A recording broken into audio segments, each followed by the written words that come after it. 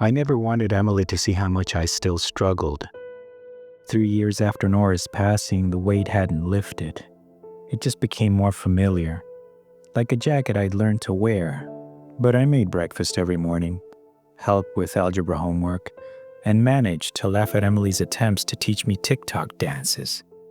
She was 15 now, so much like her mother in the way she'd furrow her brow when concentrating. Last Tuesday over dinner, Emily mentioned hearing something outside her window. Like fingernails on glass, she said, pushing her peas around the plate. But slower, deliberate.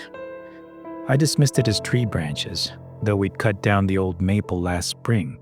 It was easier to explain away than to worry about. 3 nights later, I heard it too.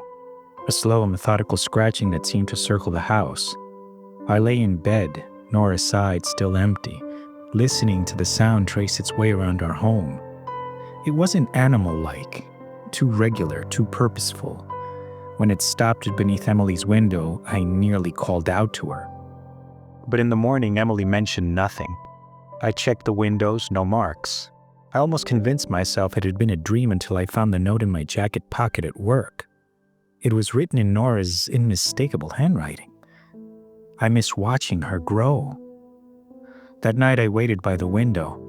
The scratching started at 2:17 in the morning, but this time I saw what made it. I wish I hadn't. It moved like Nora, had her height, her gait. But the thing that wore my wife's shape was wrong in many ways my mind refuses to properly remember. Its fingers were too long, joints bent backwards, and its face. Goodness, its face. It was like a photograph left too long in the sun, features running together like wax. It saw me watching, pressed its distorted hand against the glass, smiled with too many teeth. I didn't flee, I didn't scream. Instead, I found myself reaching toward the window, my hand moving to mirror its position.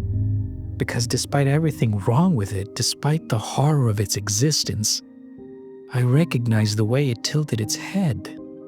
The same exact way Nora did when she was about to say something important. Emily found me the next morning still standing at the window. The glass was clean, but my hand was covered in scratches that spelled out words I can't bring myself to share. She doesn't ask about the sounds anymore. I've stopped pretending not to hear them. Some nights when the scratching starts, I catch Emily watching me. There's concern in her eyes, but also something else. Pride, maybe. And I'm still standing.